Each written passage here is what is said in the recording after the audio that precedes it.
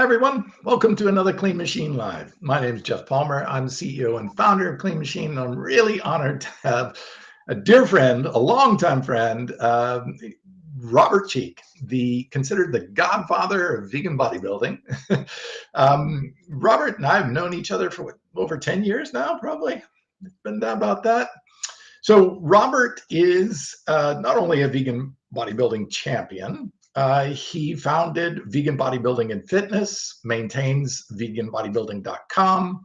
He's a regular contributor to Forks Over Knives, Vegan Strong, No Meat Athlete, Center for Nutritional Studies. So he's constantly writing. And speaking of writing, he's authored 6 books, 5 in print. And his latest book is The Impactful Vegan: How You Can Save More Lives and Make the Biggest Difference for Animals and the Planet. Welcome, Robert. It's good to see you. Thank you so much for having me. A long time coming. It's good to be on the show. Yes. I'm really excited about this book. But before we get started about the book, being a long-time vegan, it's 28 years, right? Vegan? Yeah, 28 and a half now. Nice. So long-time vegan, you've seen a lot of changes. You and I both have seen a lot of changes. 39 years for me, and I'm in my 40th year already. A lot of differences, a lot of ups and downs. It was back then, it was really slow. A lot of people didn't even know the word vegan. Now, pretty much everyone knows the word vegan. It's in movies, it's used in characters, it's all over the place. So, and that's pretty global. But we've seen movies, we've seen books, we've seen lots of different things being contributed to that. What have you seen as probably one of the big things that stands out to you in the major shifts and changes? The changes seem to be accelerating. They seem to be happening faster. They seem to be having their ups and downs faster. It's almost like the wave is shrinking in its bandwidth. it's the action and reactions are happening pretty more quickly. I think in a big way because of social media and because word is getting out at record pace now. So being someone who had the most popular social media site for vegan bodybuilding and fitness, what have you seen over that time period that really stands out to you? Yeah, Geoff, the first thing that comes to mind, even as I was just listening to you ask that question, is the infusion of capital in the movement. And I'm not a huge fan of capitalism myself, but that's just the reality is everything takes money. No matter what we're trying to do, I mentioned that in the book, whether we're trying to feed hungry children or save the forests or have clean water or prevent health diseases, lifestyle diseases, prolong health, save animals, whatever it is, it all takes financial resources. It takes money. And so the fact that you and I used to go to natural food grocery stores and look for vegan products that may or may not have even existed back then, aside from the obvious plant-based whole foods that have always been around. But looking for a slice of vegan pizza or non-dairy milks or yogurts or whatever, those were few and far between. I like to say that you and I have been vegan since the late 1900s. So we didn't do the Oregon Trail necessarily, but we definitely paved our own trails along the way. And so really what I've seen, Geoff, is once we started to get some financial resources in the movement, we were able to get products out there to the masses, where you now have plant-based products in 50,000 stores or more globally, and in restaurants, inside all types of places, from sports arenas to convenience stores, and everywhere you might shop for food, there's a vegan presence there, and that brings awareness. And so social media brings awareness. A lot of things bring about awareness, but you also have to have accessibility. You have to not only just see a billboard or a commercial or a funny comment about vegans in a movie, you need to be able to go down the street and have access to plant-based products and find them at a convenience store, at a grocery store, at a fast food restaurant. It has to be part of your geographical lifestyle, where you commute, where you go to work, where you go to the gym, where you go to shop for food. It's got to be in your face for you to see it, have access to it, embrace it. And it's very, very helpful, as you know, if it's also something that is tasty and affordable as well. Convenience is a big part of it, but it also has to taste good. As humans, we like to lead with our taste buds first, perhaps even more than the cost or convenience of something. It's got to taste good. I mean, you remember the early days of vegan cheeses. I mean, we laugh now, but they had good intention. That was not cheese. Yeah. They meant well. Those entrepreneurs, those innovators, they meant well, but they didn't melt well, right? Exactly. Joke I just made up on the spot. But the idea is that plant-based products need to taste good and be on par with animal-based foods that we've been conditioned to eat over the last 100 years or so, or whatever it's been since this, industrialized revolution. And once we started getting ovens and microwaves and refrigerators and all the things that allow us to eat animals easier than it would have been before that, now we have to make plant-based products, whatever those are. Whether it's turning people on to more of a natural way of eating, which is tough to do. It really is. It's tough to sell a black bean burger or quinoa burger, compared to an animal-based burger for most consumers, or having these other alternatives, either plant-based versions or alternative proteins or cultivated meat or other types of products that involve less harm to animals. We have to make those accessible and widely accessible. And you and I talked about this off air about how some other countries are doing quite well with that. Where in the UK and Germany, they have the lowest levels of meat consumption in recorded history, or in some cases dating back to the 1970s or whenever they started documenting this stuff. They're absolutely on a roll in areas previously known for consuming lots of animals, especially Germany, and sausages and all that goes with it. Right. And so we're seeing some growth here in the United States as well. I mean, even just a few weeks ago, our friend Carly Bodrug had the #1 best-selling book in the world in her category, a #1 New York Times bestseller, not just making the list, but even dethroning Atomic Habits by James Clear, which is the best-selling book in the world over the last half decade, with 12 to 15 million copies sold. And Carly took that #1 spot with a fully plant-based cookbook. There are many things to celebrate. And all of that it comes down to that one word, awareness. And sometimes awareness does come from capital, which I just started with answering this question and infusing the market with some money to support it. Because look what we're up against, Geoff. We're up against industrialized factory farming, government subsidies, this giant juggernaut of a financial beast that dictates the foods that we eat for breakfast, lunch, and dinner, and what's in the public school system. How do we combat that? Well, we can try to win over hearts and minds and all of that, but we have to also change menus and meal plans, and we have to bring the cost down and make it more affordable, tasty, and accessible to eat plant-based, which is what I think a lot of us are trying to do. Now, this book addresses a lot of those different things. And I think in the first chapter, you're really focusing in on understand your why. Because I think, all of us come from different backgrounds. And, some of us are scientists, some of us are, athletes, some of us are entertainers, some of us are authors like yourself.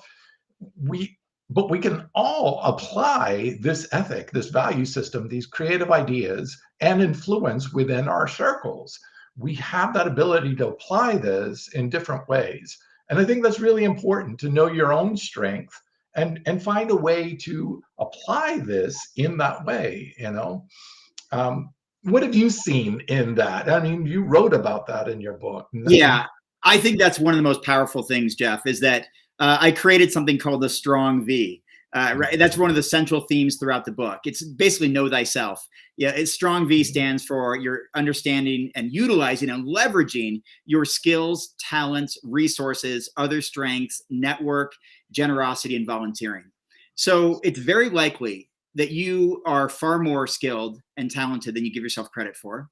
You're better connected than you probably think. We all know people who are managers or owners or presidents of companies, corporations, products, whatever, that we just don't think about. Oh, yeah, that's just my neighbor, Jim, or that's my sister, Tanya, or that's whoever it is. But they actually have tremendous influence. And I give plenty of examples throughout the book about that.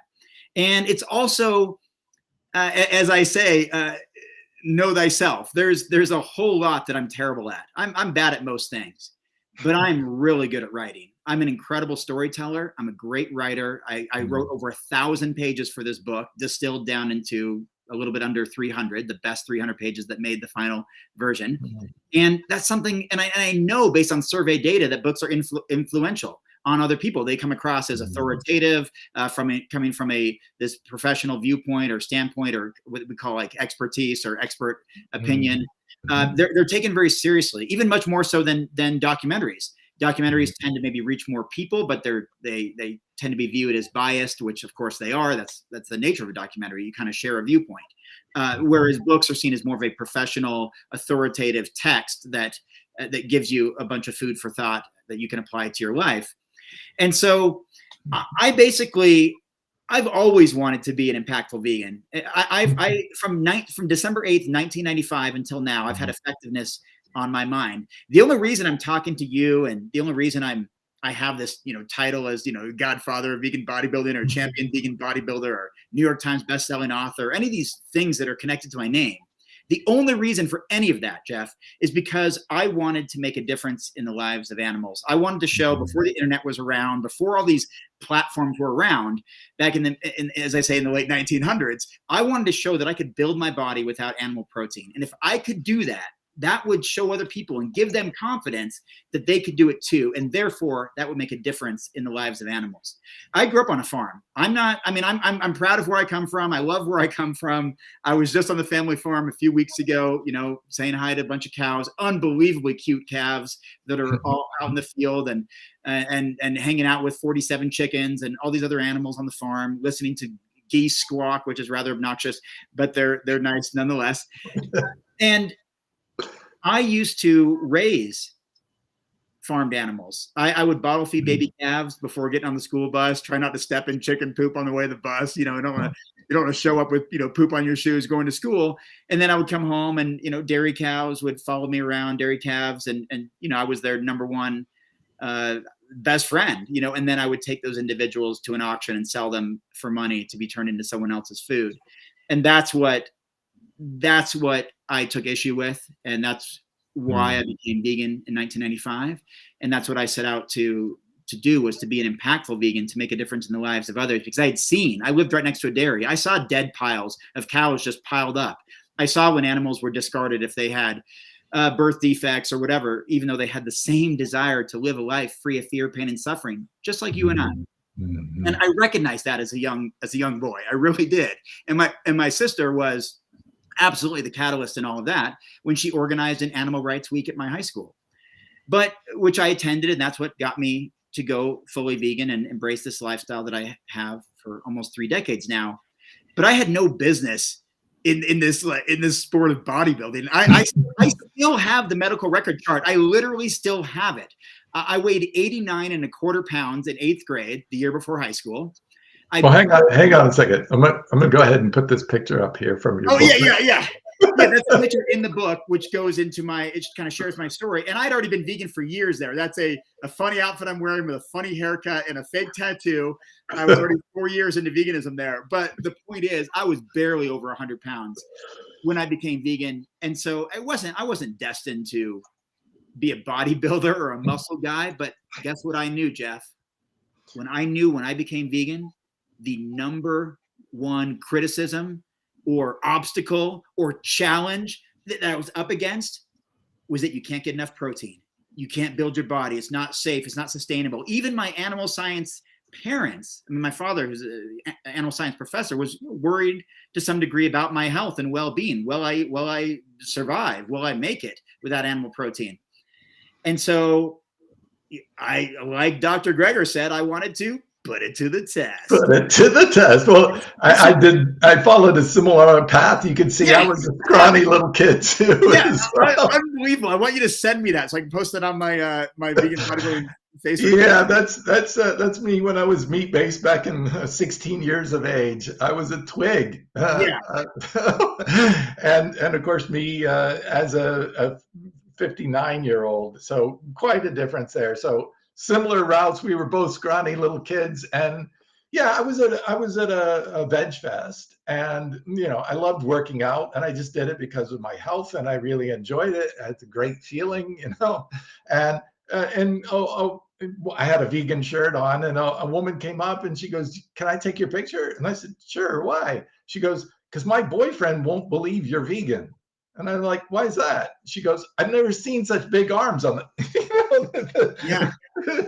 17-inch arms on a vegan before." And I'm like, "Oh," and it like clicked immediately. I'm like, "Oh my God, this could inspire." Guys are resistant. They Yeah. live in fear that somehow they're going to lose their man card, that they're not going to be able to be respected within their own male community.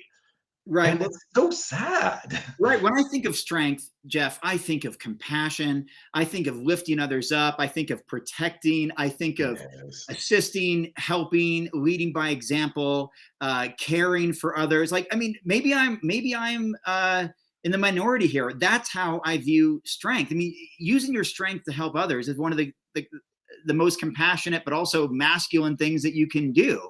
100%. And to live a long, healthy life. We know that an animal-based diet, high in animal protein, saturated fat, dietary cholesterol, all these things, we know that has an impact on early mortality. And we've seen that for decades now. I think we've known that. So also just living this long, healthy life, to be there for our family, our friends, our loved ones, and help out and contribute to the world and all of that, I think is a form of masculinity and of being manly, so to speak, to be able to do things and be capable into our old age and be fit and healthy and lead by example and all of that stuff. And so there's just something missing there. And I know we were talking about it off the air earlier, and we've had some conversations over the last decade and a half of that. There's this idea of masculinity of being at the top of the food chain and not wanting to relinquish that, not wanting to let go of anything, even though we contributed nothing as individuals. Do that. Like people, I see these comments all the time. Like, I didn't climb to the top of the food chain just to eat tofu or whatever. Like, you didn't climb anything. You inherited this unbelievable privilege. And you're using it to exploit the most vulnerable among us, and to pay someone else to kill innocent animals to put on your plate.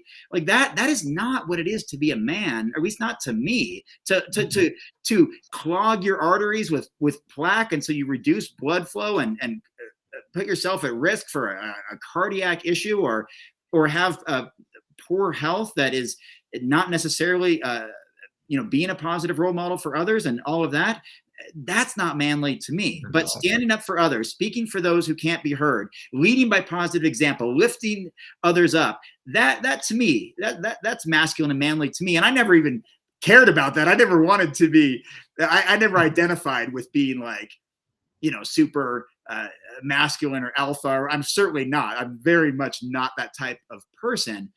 But I think our behaviors reflect our value systems, and we can see that within observational cases of the behaviors of those around us, including what we decide to put on the end of our fork. And I think all of that is important. But to your point, I just want to add one more thing.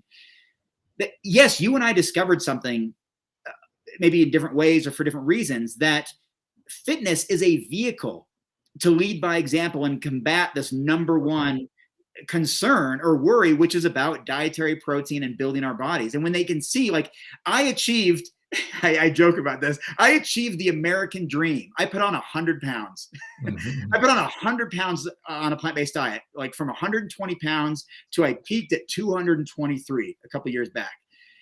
Like, I mean, if that doesn't show you that you can build your body with plants, I don't know what does. And luckily we have you and Tori Washington, Nimai Delgado, Corinne Sutton, Natalie Matthews, Danny Taylor, Giacomo Marchese. Go down the list. Thousands, maybe tens of thousands, hundreds of thousands of examples of successful plant-based athletes. In fact, I wrote an entire book about that. But that's just one way to use our strength. There's many strengths and talent resources that one can use. What about the person who's not in shape at all, but is a very successful entrepreneur or inherited large sums of money? I'm talking like tens or hundreds of millions, and use that for good. There are a number of people out there. I know some of them. I'm sure you do too. There are people who are very skilled in persuasive communication or filmmaking or writing or theater or entrepreneurship, which I'm terrible at. I'm like the worst entrepreneur in the world. That's not for me, but that's for other people, right? And so you've got to figure out, and I don't even like to say what you're good at anymore. I like to say, what are you great at?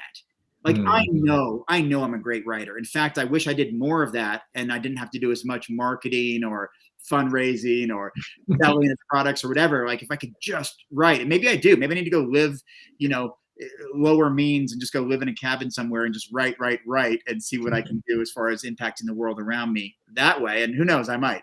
But yeah, that's what being an impactful vegan is that basically answering the question, what actions can I take that will make the most significant influence on others who currently contribute to animal suffering in order to reduce that animal suffering? That's the question to ask. And if you can answer that and answer it effectively, enthusiastically, and even better yet, if you have some metrics to support it, my book is full of numbers. If you have the metrics that support it, then you are well on your way to being an impactful vegan and having tremendous influence on those around you. Well, this you've written 5 books, 6 if you're including your ebook, but 5 books, and up until this point, they were read the titles. They were Shred It, Plant-Based Muscle, Vegan Bodybuilding and Fitness, The Plant-Based Athlete. They were all based on that subject. This was a huge departure from that. Why? What was going through your mind? What was going through your thoughts and emotional process that said, no, I'm going to do this. This is important to me now? Yeah, a few things, Geoff, and it's hard to pinpoint which one came first. But one, I just didn't have anything more to say about the vegan fitness. And I published 1,000 pages. All those books are about 300 pages, probably close to 1,200 pages. I published well over 1,000 pages on that subject, plus countless articles, countless presentations on tour for 20 years, numerous articles, magazine features, more than I can count. But also at the same time, I wanted to go back to my roots. I wanted to go back to where it all began. Like I made a tremendous impact on the world around me and in the world at large through my vegan bodybuilding presence, and opened the doors for people who would just take it so much further than me, like Tori Washington, Nima Delgado, and others who were just far better than I ever was. And I also recognized that my strength wasn't being the vegan bodybuilder anymore. It's even hard for me to go on tour and still identify as such. I have to flex as hard as I can to live up to that, reputation. And I'm trying to let go of that. I'm trying to let go of the attachment to that identity and go back to my roots, as I've always been vegan for the animals. Even if that got diluted a little bit through the vehicle that I was using, which was fitness, and people might identify me as the plant-based fitness guy. It's never been anything but vegan for the animals. I was just clever enough or astute enough to know that was such an important vehicle to move this message forward, because it challenged the number one concern that people have about a vegan lifestyle, which is the health and wellness and fitness and protein concerns, which I faced head on and overcame all of those. But this was me wanting to go back to what I felt was important. And I knew that I was an impactful vegan. I just knew it. I look around me, Geoff, whether it's social media or in person, and I saw a lot of messaging that wasn't as effective as it could be, a lot of vegan advocacy, and not to be critical, but we need to be critical in order to grow. But, various forms of vegan advocacy that was, not, turning a lot of people away and wasn't necessarily moving the needle forward for reducing animal suffering, and letting go of ego and looking at the data and what the evidence suggests is best. And I decided I was going to use that as my North Star. And quite frankly, even to answer even more directly, I was back on the farm I grew up on. I go back every year to help harvest walnuts that were planted the same year that I was born in 1980. And they're these big 45-year-old trees, or almost 45-year-old trees. And I harvest walnuts, and I spend a few weeks hanging out with my mom on the family farm. And like I said, there's cows out there, and there's chickens and geese and other animals, and not as many as we used to have. But I was around, just surrounded by cows and chickens in particular, I would say, knowing that, especially for the cows, they're running around now, and they're cute and they're adorable and all of this, but they're not destined for a long, healthy life. That's just not the way my family has it set up. And they are going to be sold. They are going to be turned into food. They are going to have their lives cut short. And I was also thinking, I mean, I was picking up walnuts for 8 or 10 hours a day, as much as my back could take. I literally get on my hands and knees at times. My back just couldn't take any more of it. I had to wear knee pads and just fight through the pain because I was determined to help my mom harvest so she wouldn't have to be out there. And I would think, no music, no phone, no distraction, no people, just me, you know? No social media. Yeah, just me on the farm, like where it all began, just reflecting on how my life has gone and why it went the way it went, and maybe the difference that I've been able to make, and just reflecting on gratitude and opportunity, and also reflecting on there's still so much more work to do. And so I was there just by myself, thinking day after day, week after week. And I thought, you know what? If I'm going to make the biggest difference that I'm capable of making, I've got to do what I'm great at. I've got to do what I'm like the best at, the best thing that I know how to do. And that's to be an incredible storyteller and to write powerful, impactful books, and then use some of my marketing savviness, I guess, to spread the word and get those out to the masses in a way that will actually change behavior. Because awareness is one thing. But behavior change is another thing entirely. And that's what I'm trying to get to. You probably noticed from the book that more than anything, it's almost like a habit change book. It's not a why vegan or how to be vegan or anything like that. I'm not trying to convince you of anything aside from showing you how to make an even bigger impact than you are making right now, because I've interviewed 40 people who are doing exactly that on a very large scale in this vegan and animal rights movement. And I learned from them. These are not just my ideas. These are things I observed for 30 years, but also what I learned from all these wonderful people that I interviewed. And that's when I knew it was time for me to do something different. I had already passed the torch. I even have a very, just this incredible moment. I mean, if maybe if you don't mind me sharing. No, go for it. There's a lot of people, and I don't say this from an ego standpoint, but I was, as you said, the godfather of the vegan bodybuilding movement. I was kind of that guy for a long time. And I remember, this is going back 7 or 8 years, I think. And I was walking around the Olympia Expo. It's, for those listening, it's like the Super Bowl of bodybuilding. And I was walking around with Tori Washington. And as we were walking around, people would stop constantly asking Tori for photos. And they'd hand me the camera. Hey, you mind to get a photo of me and Tori? Get a photo of me and Tori.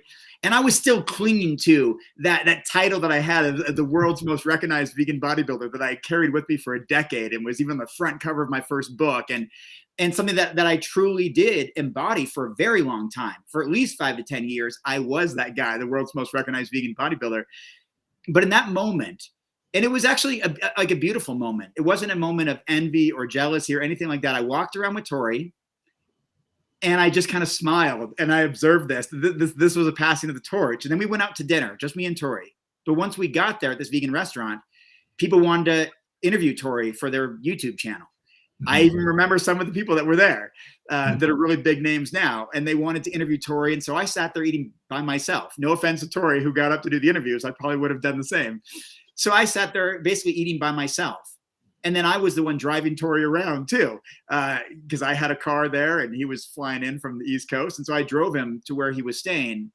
And we got there and we sat in the car. And I just remember this beautiful moment where I literally, I didn't have a torch in my hand, but I basically literally, figuratively, almost literally passed the torch to him in that moment. I said, this is yours now. Like you run with this. You're better vegan bodybuilder than I ever was. You're more marketable than I ever was. You have it and I don't, and that's okay.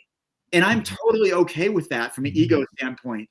Like I struggled to let go at first, and I had all these people in mind, they all did take the torch in different ways. It was Giacomo Marchese and Derek Treesize and Ed Bauer and all these different people, and they did in different ways. But there was just a defining moment where Tori was just ascending. This is before Nimai was ascending as that kind of big name vegan bodybuilder.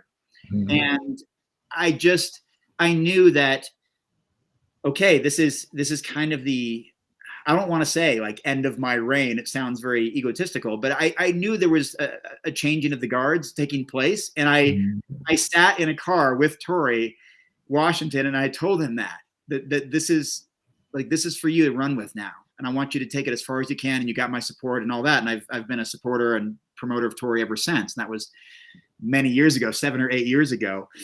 And I knew that eventually that I would make my mark, I guess, as a writer. When I made the New York Times bestseller list with The Plant-Based Athlete, I got interviewed a lot. People said, did you ever imagine you'd become a New York Times bestseller? And I said, absolutely. Like, I envisioned this a long time ago.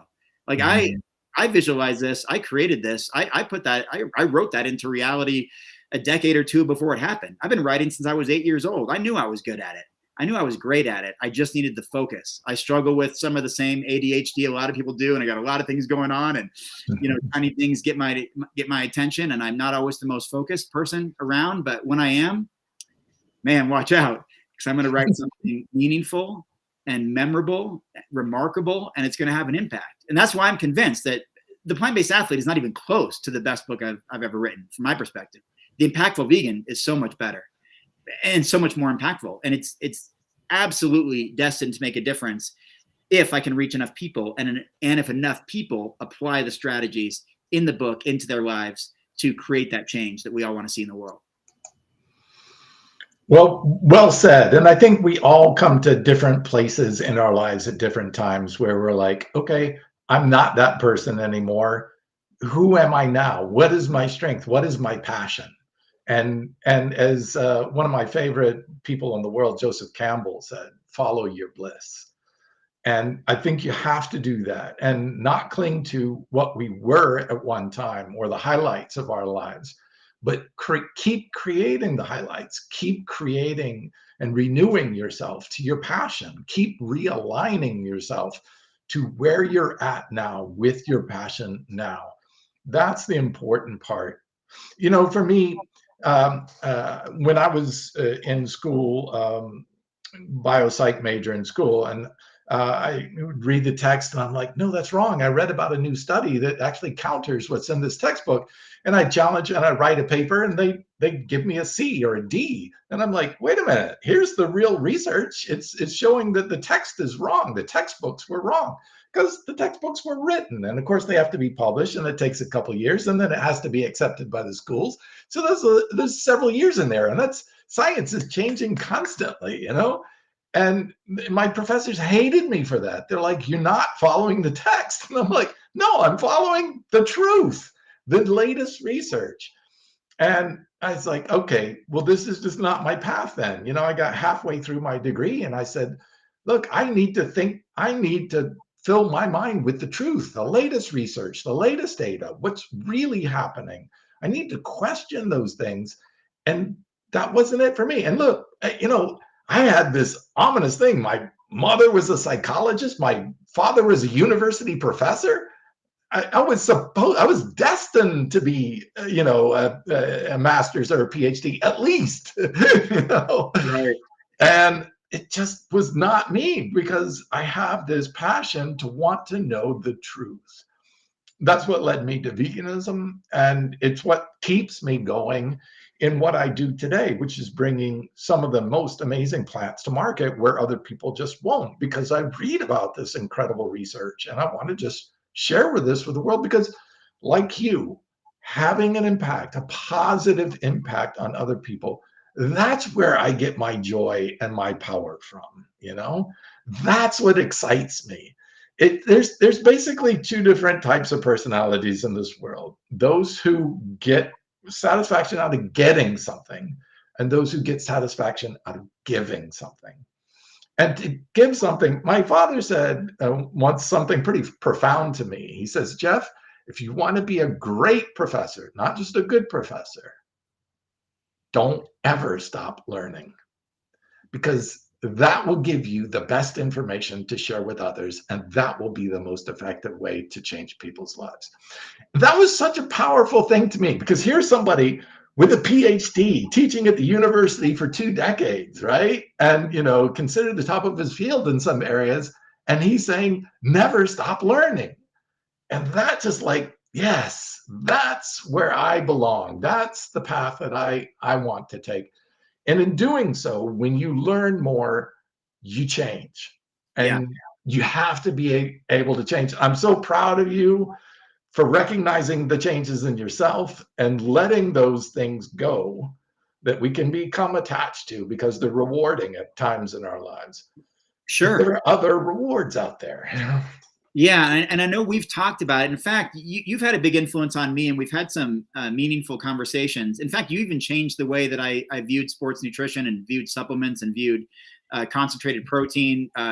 We had a conversation in Los Angeles, California. You might remember it, and it really shifted my perspective on something that I was very dogmatic about, but I wasn't open to learning or even being receptive to a different way of thinking, because I was not only dogmatic to it, but I was beholden to the heroes in the movement that I clung to because they had endorsed my work, and I wanted to represent, their teachings the best that I thought that I could. And then even when I did one of my most meaningful presentations just about a year and a half ago, and had a great hero of mine, Dr. T. Colin Campbell, in the audience, and then he called me over to sit with him for dinner, and just had this one-on-one moment, which was something I'll never forget. But he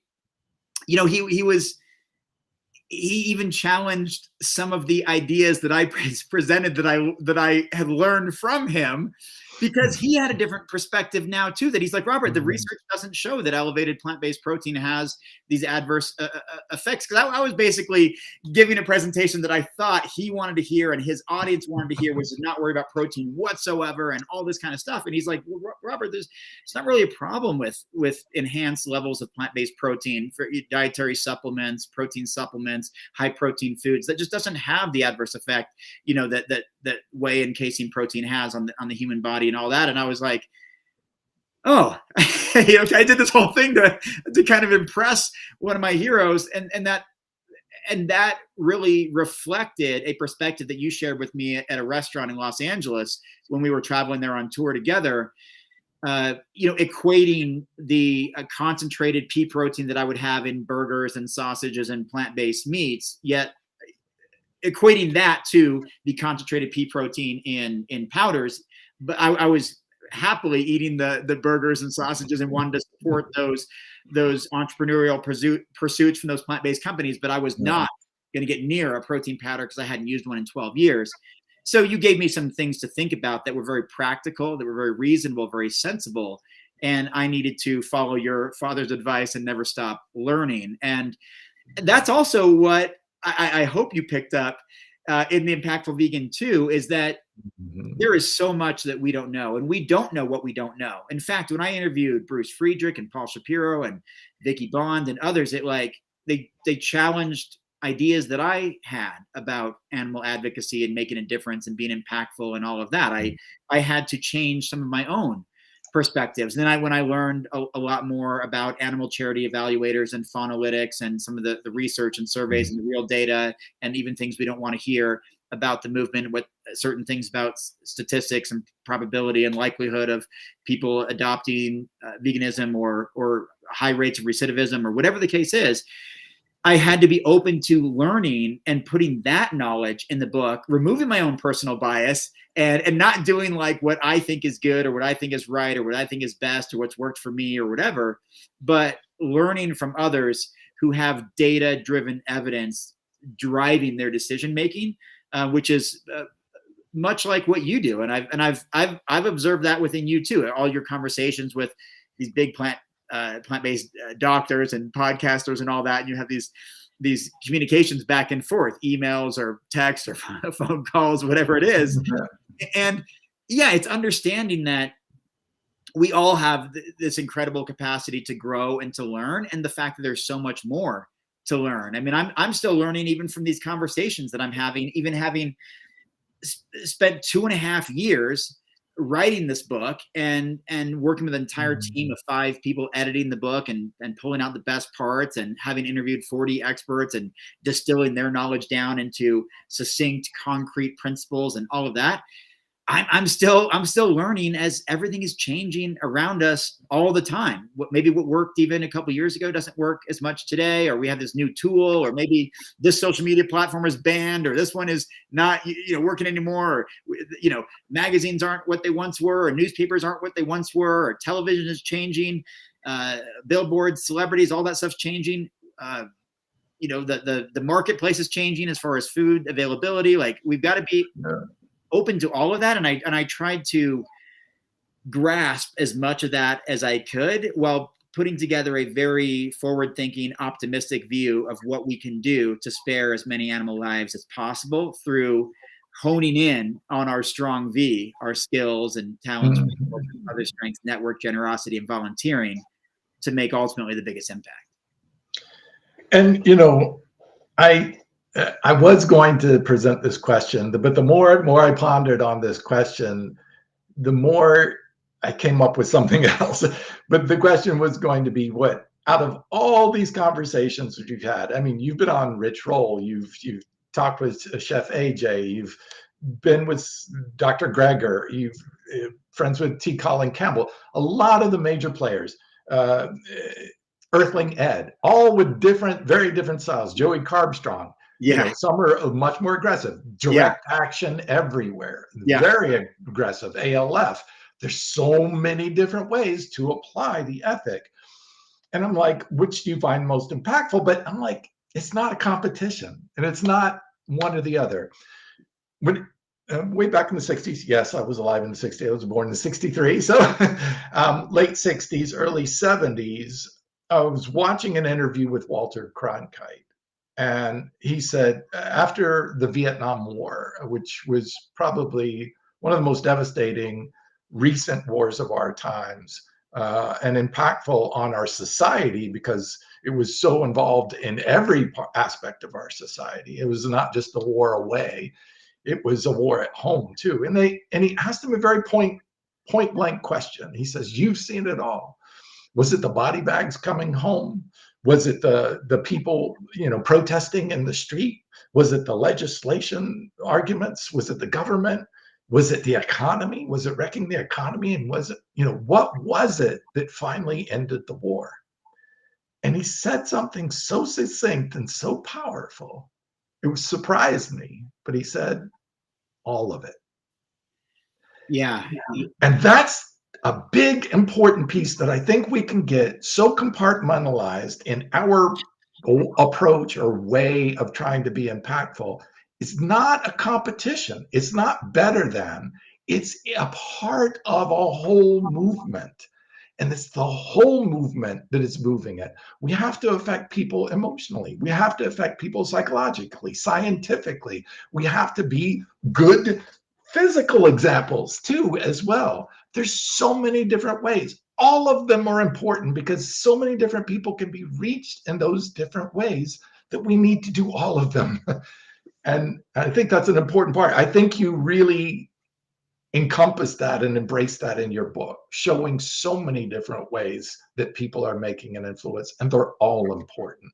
Yeah, and there are some that are statistically more likely to be effective than others, and I use that data in the book. But you make a good point. I actually that was me dropping my pen if you heard a little crash, I wrote down your all of it comment because it reminds me of the 7 points of contact, where we know that billboards are not all that effective. The data suggests, Geoff, when you see a billboard for anything, are you prepared to change your entire worldview and value system? No, it makes you want to go eat a burger, grab a beer or something. Like, they don't make you, a billboard on a freeway doesn't change your whole philosophy about life and, make you really contemplate this value system and overhauling everything you believe about the world around you and decide this paradigm shift. And now I'm going to adhere to this moral philosophy that I just learned about from the billboard on, Highway 7 or whatever. It doesn't, right? It doesn't do that. But what if that's the 7th point, where you've already seen the social media stuff? You watched this video that was really moving. You saw a book that really changed your perspective, like Peter Singer's book, The Most Good You Can Do, impacted me to write this book, Impactful Vegan. That's part of the origin story of this book as well. There's all these different pieces, and maybe that billboard, though it's in a lot of ways it's a waste of resource, as far as, you could do much more good with those same amount of resources as far as reducing suffering. But maybe for those people, that was their 7th point of contact after already having a philosophical conversation with a friend, deciding to eat something differently for the holidays, seeing a book, watching a news story, and deciding that, what, maybe I'll give this thing a try. So there is something to all of it. But there's also things that are just better than others. And I list those in the book, and there's even percentages that show, and some of the reasons are very understandable. Like if I told you that a vegan challenge like Veganuary was more impactful and influential than a billboard, you could probably make sense of that. You'd be like, well, yeah, because you're creating these habits that are performed every single day. They're reinforced by these tools and this information that you're being supported with. You've got a community of other people doing it. You've got all these resources at your fingertips. People are constantly giving you support and feedback all throughout the process. You cultivate and nurture and develop these new habits that you're more likely to stick to now. A billboard doesn't do that. It can't do that.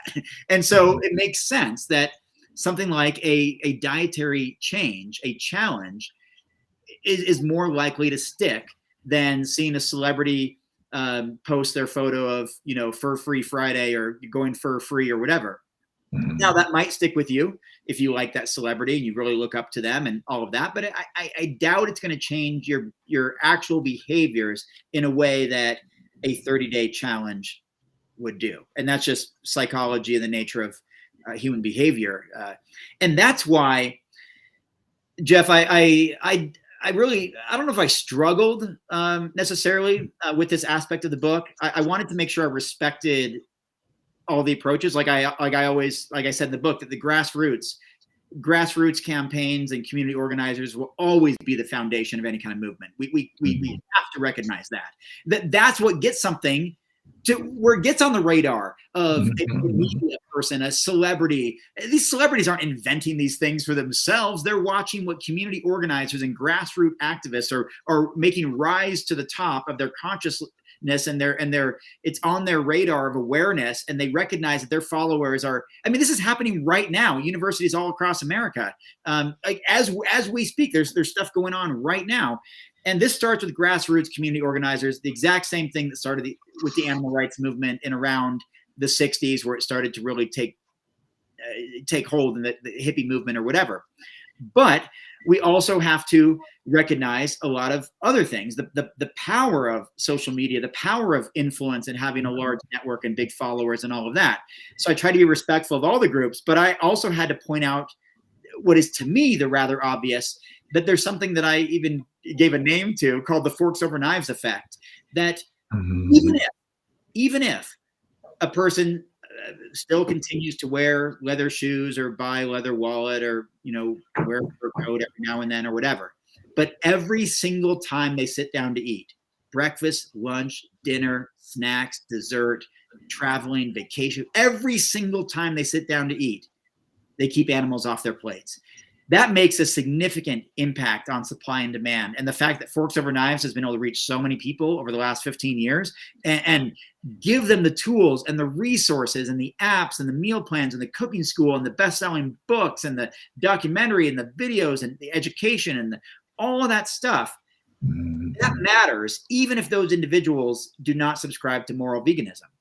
And I had my own bias towards that, of course. I come from a perspective that I think people should have this moral foundation, this, veganism is a moral baseline and all this kind of stuff. But I had to pull my own ego back, pull my own bias back and say, hey, it's results that matter most. Not the way I want the rest of the world to see it as I do. It doesn't matter to animals why you adopt the behavior you adopt. If your behavior is compassionate and leaving them off your plate, they don't care why you stop eating them. They just care that you stop. And whether it's fueled by this desire to have better health or cleaner nutrition or whatever buzzword you want to use, or follow a plant-based diet, and you're inspired by the Chef AJs of the world, the Dr. Campbells and Forks Over Knives of the world, and the Esselstyn family, or whoever it is, I celebrate that. I celebrate that because 99.9% of animal suffering is in the food system. Yep. And even some of these other problematic industries are byproducts of the food system, like the leather or other industries where they're trying to find.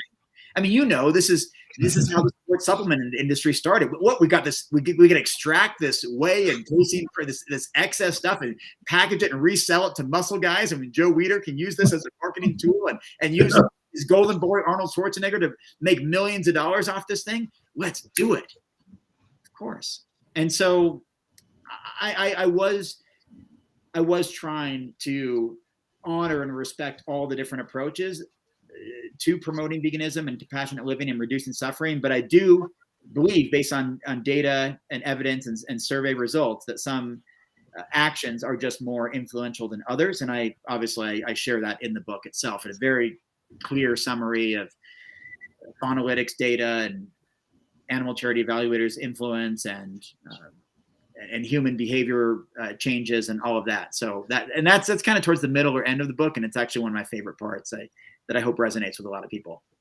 Yeah, and they're definitely, obviously you and I both over the decades have tried lots of different styles of communication with people. The gentle approach, the conscious approach, the listening approach, the asking questions approach, the just letting them ask questions approach. There's lots of different ways. And I was at Universal Studios, and we were trained in how to deal with customers, but not just customers. We were trained to deal and recognize each of the different prototypes of personalities of different customers so that we had the right response for them. Some people, if it was hot out and they were irritable, they needed to be just listened to, just to feel that they weren't alone, So listening and repeating back to them to let them know you understood them and heard them. More important, there are other people that were informational, typically guys. They wanted the information, and you get them their information or call somebody to get them in the information, and they loved you for it. So it was not just a one size fits all, and it's not. We can't, we can score wins with, hey, I really moved that person. They're considering it. They're open to it. It's a nurture experience where you have to customize your delivery for each individual based on what they're open to, how they respond to it, and time. I talked to a friend who took over my position as I was a category manager for all of sports nutrition at Vitamin Shop. I chose all the different sports nutrition products, all diet stuff for Vitamin Shop. So I was in charge with over half of the products that were in Vitamin Shop and over 300 stores. So the guy took over with me, though, started the carnivore diet way back before the current carnivore diet. This was almost 20 years ago. And I told him about veganism, and he's like, "Nah, yeah," and just like, but I did it just casually and supportively. And I said, "Here's the information, here's the data, blah, blah, blah." And he said, "I'll think about it." 5 years later, he texts me and says, "I became vegan. You were right. I've been thinking about what you said since then." 5 years it took. And he went vegan. And he called me up to just thank me. See, so sometimes you never know if that seed is planted, how long it will take to germinate, that you can be causing and making an impact on somebody. Give time and space also there to allow people to make the changes in their own ways, Yeah, and that's a great story, Geoff. And I wrote some things down that that I was reminded of when you told that story, including something I got, I think, from Tobias Leinart, that says, "You are not your audience." That, like, we always think, "Oh, well, this worked for me." I saw this PETA footage back in the 80s or 90s, which, that worked for me. That Animal Rights Week at my high school, my sister organized, and I watched videos of factory farming and animal testing and read through black and white literature. And I was I was impressionable at that time at 15 years old and all this kind of stuff that worked for me, but I'm not my audience, and we have to realize that, like you said, people come to this for so many different reasons or so many different influences, and we should be aware of that. And I was also almost, I kind of cracked a smile there too when you said this guy called you back 5 years later. it took me a couple years, really, I think a couple years after I had that talk with you in the restaurant in LA before I actually changed my behavior and tried a couple protein powders for the first time in 12 years. It took me a couple of years because I wasn't quite ready to do that until I had that conversation with Dr. Campbell a year and a half later. And then I waited another 6 or 12 months after that. And it does take us sometimes a little while to change. Process. Yeah. And I do acknowledge that and talk about that in the book. I mean, there's a whole section on that, this whole vegan Kaizen system, which is small incremental steps to forward progress. And I see a lot of the stuff. I gotta be careful, with what I say, of course. I see a lot of really impassioned animal rights activists and doing a lot of fairly aggressive type stuff. And I just, my question is, whether it's debates or shouting matches or arguments or yelling or criticizing people on camera and kind of making them look bad and all that, my question I always ask is, to what degree did that positively influence that individual's behavior to change their lifestyle choices to be more compassionate to animals? I'm not fully convinced that it's as effective as some other tools. Although it looks good on camera, or it looks, it makes us feel, it's really good for our ego and to feel like we're the voice for the voiceless, and it's very empowering.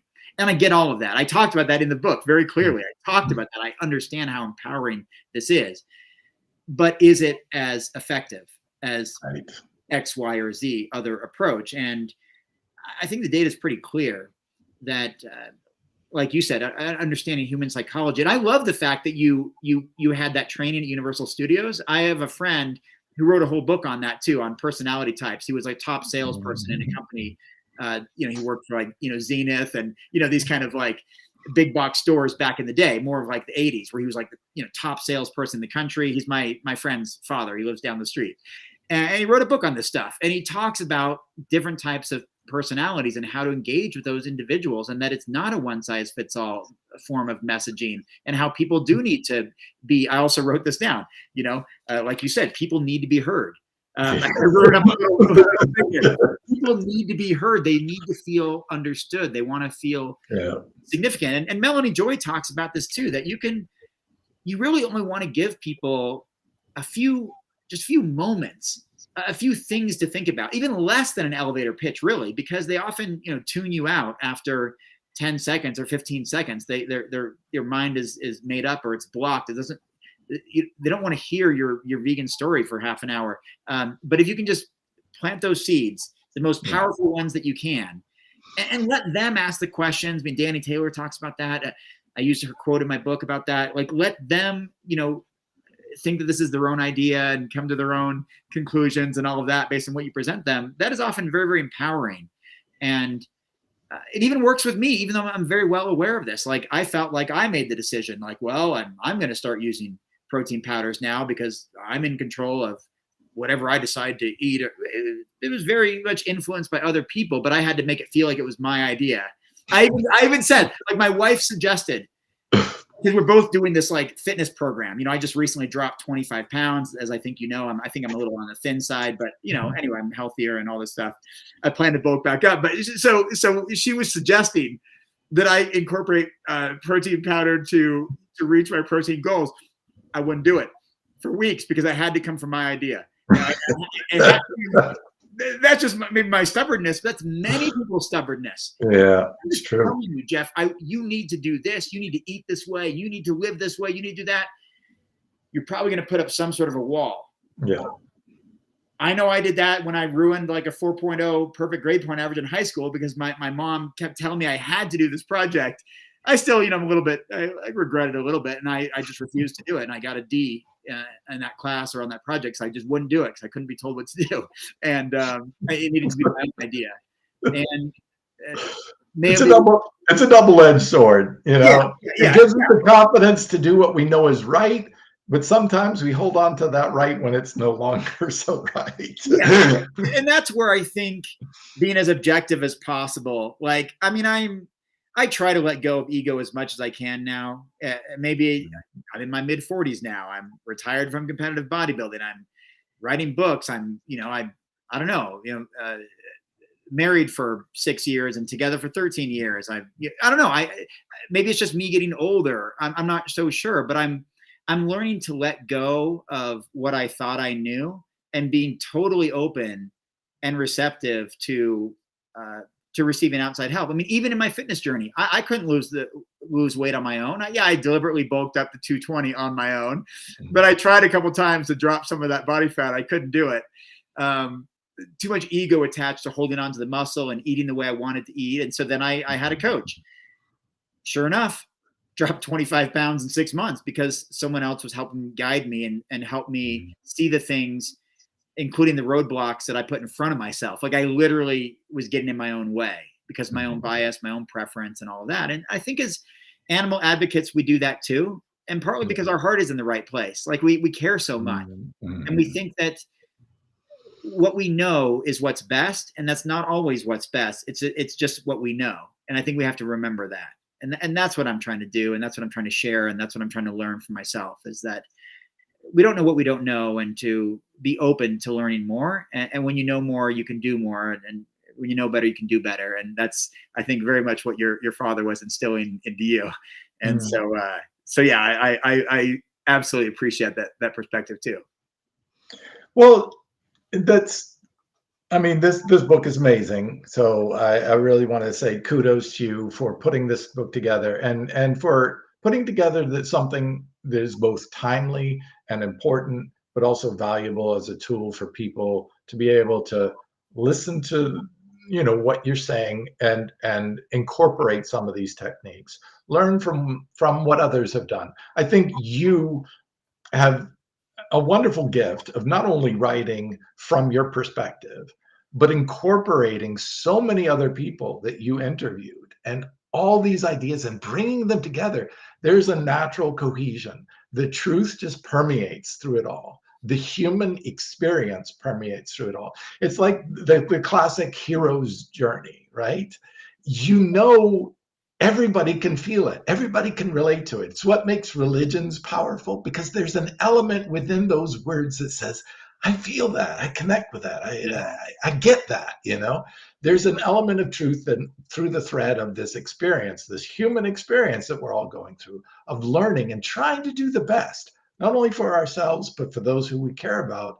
And when we spread that care, that circle of care, and when we can keep spreading that circle of care, because it feels so connected, it feels powerful to be in a group. Human beings love being part of a group, right? Go team, right? It's if you're doing something yourself, there's a little victory there. But when you do it with a team, when everybody comes together and does it as a team, it's amazing. So when you keep widening that circle of who your team is, when you include the animals, when you include the planet, now this is a much bigger thing that you're doing, a much bigger purpose and a much more rewarding purpose. And I'm, when I hear people say, oh, I could never do that, I could never go vegan. I just heard that. I was talking to a guy, he was saying, man, you're amazing shape. And I said, you too. And I said, yeah, I've been vegan for 40 years. He goes, oh, I could never do that. You don't know how many times I've heard that. Because they think they're giving up something. And I think we're focusing too much on what we think we're giving up and not on what we're getting. And I think there needs to be a stronger message within our community of what we get out of this experience of being vegan. It's powerful. It's empowering. It's inclusive. It's loving. I mean, to me, my whole life can be summed up in one phrase. The most powerful, wonderful experience is to love. And the wider you can make that circle of love, the more love you can have in your life. It's that simple. It really is that simple. But people are attached to some sort of fear that they're going to give up something, that there's going to be something taken away from them. And I'm like, no, if we could just focus on what they're getting and how powerful that is. What you're giving up is your limitations, your limitations of food, your limitations of health, your limitations of being able to feel connected to the planet and to the other animals. These are limitations you're giving up, not losses. And I love that this book can be helpful to get people into a set of awareness, as you said, and you start out your book with mindset, right? Yeah. My why.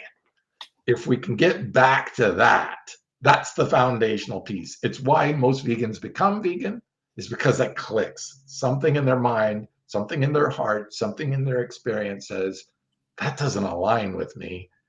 And veganism does, and that's when you get a home run. That's when you get somebody, all right, I'm done. This is who I am for the rest of my life. What can I do to help? How can I jump in and do this? So I really want to thank you for putting this book together. It's a how-to, it's a guide, it's a mentorship, it's a variety of different perspectives and point of views. It's great information and data to solidify and back that up. For me, science is that, because it's like, I have this feeling like the omega-3s. Omega-3s is such a passion for me because fish are the #1 most killed animal. Yep. By far. It's not even close. Right. And of course, this whole myth, this idea that you need to get your omega-3s from fish is just totally wrong. So I've been searching for 2 decades now, and now I've accumulated so much science that I'm like, there it is. I was right all along. But we didn't have the proof up until then. And now it's like, okay, well, I've got this amazing set of data that shows 100% without equivocation, humans are herbivores because of our way we process omega-3s. Plants provide the exact form in the right form, and that we've been measuring in the blood, and the science has been wrong. And the science led us to a false narrative that the amount in the blood means the amount in the brain or the tissues. And we now know that is just the opposite. The amount of the blood is actually an indicator of how much is not getting to the brain or to the heart or to the tissues. So the omega-3 index was just absolutely wrong. And that was the science that all of the nutrition on omega was based. And it was science that was confirming a bias for animal products. Now we know the truth. Now I have to get this data out, which is a much harder thing than the last 20 years of finding this data and getting this research. Now we have to get it out to the mainstream. I don't want to wait another 4 decades before this becomes understood, because almost 3 trillion fish are killed every year and don't need to, and as a matter of fact shouldn't be. But that's where we are, and that's why I love science. Is this book can be a helpful tool in confirming a lot of what you've put together from a lot of different people, but putting it together in such a way. How can they get hold of this book? I know it's coming out June 25th. That's correct? Yeah, June 25th. The Impactful Vegan should be in every major bookstore in North America, or at least in the US and Canada, which is super exciting. It's a little bit nerve-wracking. I've got copies already behind me. I got some advanced copies. One thing you can do is you can go to impactfulvegan.com, and from there you can get a free chapter. It's actually the introduction plus chapter 1. Read it totally for free to see if it's something that you're interested in, and hopefully you will be. It's a 31-page PDF. Anyone can do that. Just put in an email address. I've done it myself too to test it out. It goes right to your inbox. You get the PDF right on your phone if you want. We also have, like is very common with book launches, we have all kinds of pre-order bonuses that are free ebooks and cookbooks by people like Chef AJ and Drina Burton and myself and others. And so you can do that. And you can also find all the places where you can buy the book. There's all kinds of bookstores, whether it's Amazon, Barnes & Noble, Books A Million, bookshop.org, or your local bookstore, which you can find on impactfulvegan.com. So that's the site that I'm encouraging everyone to go check out. Of course, you can find my social media pages there, where, as you know, I post a lot of vegan muscle memes and meals. That's kind of what I do. I'm the meals, memes, and muscle guy. I don't remember exactly how I worded that in the book, but it's those 3 M's. And so, yeah, you can find me online there. And I'm doing more of these podcasts, these interviews, and trying to articulate what the book is about, so that people know that, I want people to know that even if you're already vegan, you won't know everything in this book. It's just not possible. There's 40 different voices, plus a bunch of brand new research and data and things that I invented or brought from other movements into this movement. So that's one of my concerns, is that people will think, oh, I already know that information. I'm already vegan. I don't need to read that. Quite the opposite. I mean, I've been vegan for almost 30 years and very active in the movement. I learned so much just from writing it that I feel so compelled to express that there's so much to be learned from reading this book, and that I truly hope that people will order it.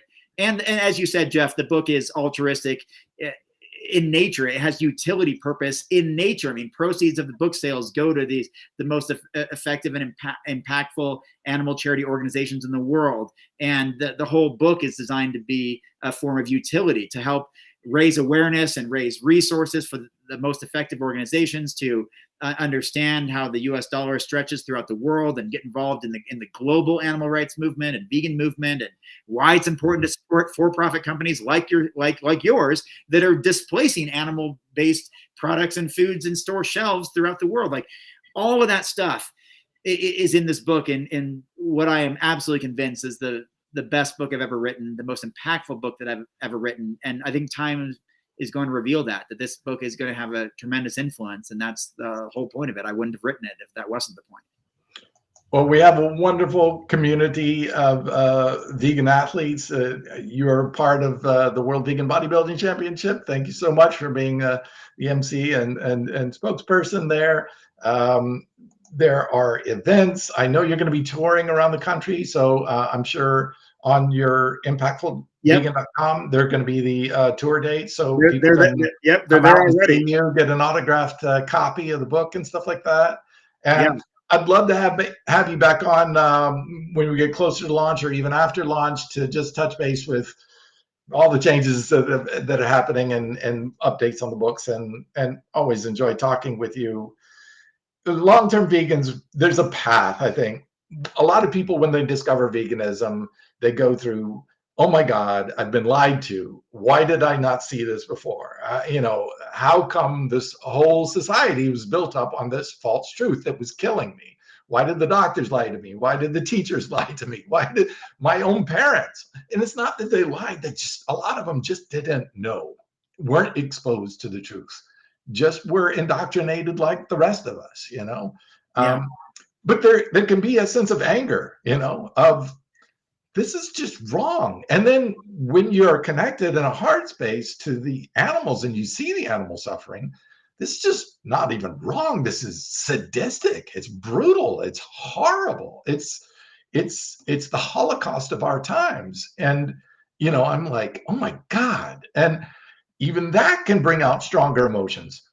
But there has to be a way to steer those emotions, to make them useful, and not just be spouting anger, not just be pointing fingers or blame.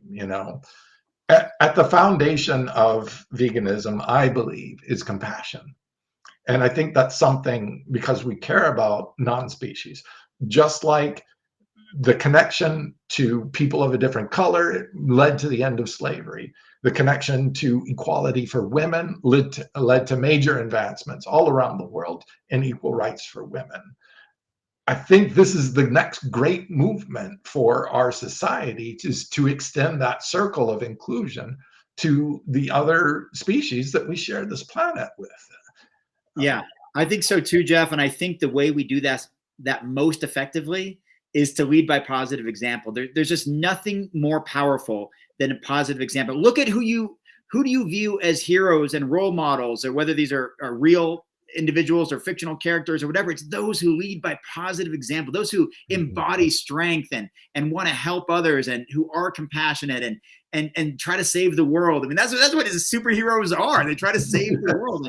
And I think us too, as people who found our way in the fitness industry, I mean, we were able to lead by example and influence large numbers of people, which spares even larger numbers of animals. And it's not just having, nice biceps and quads or abs or something like that, but it's how we carry ourselves and how we lead by example with this positive light and upbeat and inclusive. Like, it's a word you used a number of times, to be inclusive and to welcome people into the fold. We don't need this small little vegan club. We need this larger vegan world. And I think we do that by opening up our arms and stretching out wider and bringing more people into the community, and doing that with grace, and doing it with understanding and patience, and doing it with love, another word you used earlier, and doing it with compassion, which is, as you said, the foundation of veganism, which it is for me as well. And I wouldn't have it any other way. I mean, that's how I self-identify, is how I live my life. And I and I'm grateful for it. But I also want to extend that to others, extend that compassion. And that's what I mean by leading by positive example. It's not just doing more curls than the person next to you, or putting up a bigger bench than the person next to you, or running faster, or anything like that. But it's truly leading with compassion and bringing more people into the movement so we can grow together and save more animals together. And I think that's what is going to be necessary for the future of this movement. And I'm honored to be part of it. I'm glad you're part of it. And I hope we can bring more and more people into this conversation and save a lot of animals along the way. I love it. So thank you so much, Robert, for coming on. Much success in your book launch. I know it's 6 months, not quite 6 months, right? A few months away, I guess now. Yeah, no, it's next month already, June 25th. Yeah, but I've been doing these interviews for 6 months already. So yeah. Wow. Well, much success with the book. I think it's going to have a profound impact on a lot of people. And you can count on me to do my part to get it out there as much as I can to people as well. Yeah, I'd love to have you back on. There's so much in this book to talk about. I read through a lot of it. I didn't get through most of it. I was going to chapters. I'm like, oh, I got to get that chapter. And so I do a lot of skipping around in books, to things, but I want to read it in its completion, and I'd love to have you back on and talk about more, because there's so much good stuff in there. Yeah, thank you, Geoff. And this is one of those types of books. I do the same. I skip around in certain books, but this is the type of book, almost like it's like a movie. You want to read all the way through, because there are themes that tie back in, like this whole strong V ties back in through the book, and the vegan strong method weaves its way through, and the vegan Kaizen system weaves its way through. And even some of the individuals I interview, they're, whether it's Gene Bauer or someone else, like it goes right back in later on. It's designed. I wrote it like a story. And so you do follow it from start to finish, and there's even a conclusion and everything. And so yeah, I do encourage you and others, when you get a chance, to read all the way through, because that's the compelling way that I designed it, very much like a film, to have that storyline that takes you on a journey and that leads you to this optimistic finish line that equips you with the tools necessary to make the greatest impact that you can, and to feel super confident and optimistic and empowered that you can and will make a positive difference. Well, you're definitely doing that. I can't thank you enough, Robert. And I know you got a lot of work ahead of you. It's good crunch time, so try not to stress too much. But thank you for all you're doing. Wonderful book. Go to impactfulvegan.com and you can find out more information. You can find Robert's tour dates. So when he's in a city near you, you can go out and support Robert.